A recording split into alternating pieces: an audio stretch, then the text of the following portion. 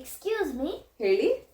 ನಿಮ್ದು program join ಆಗಿ ನಂಗೆ ತುಂಬಾ ಇಷ್ಟ ಆಯ್ತು. Okay, thank you. ಒಂದು ಕ್ವಶನ್ ಇದೆ, ಆನ್ಸರ್ ಮಾಡ್ತೀರಾ? ಕೇಳಿ.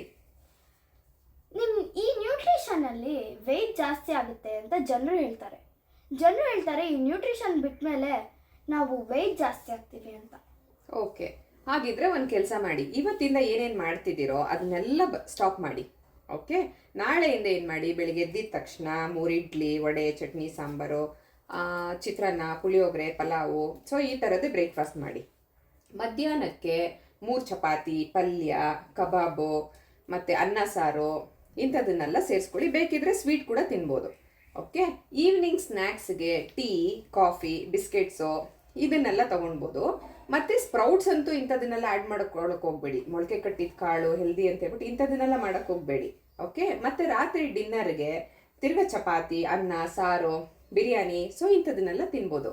ಸೊ ನಾಳೆಯಿಂದ ಇದನ್ನೇ ಫಾಲೋ ಮಾಡಿ. ಆದ್ರೆ ಈ ಡಯಟ್ ಇಂದ ವೇಟ್ ಗೇನ್ ಆಗುತ್ತೆ? No no no no no, ನೀವೇ ಅಲ್ವಾ ಹೇಳಿದ್ದು ನ್ಯೂಟ್ರಿಷನ್ ತಗೊಳ್ಳೋದ್ರಿಂದ ವೇಟ್ ಗೇನ್ ಆಗುತ್ತೆ ಅಂತ.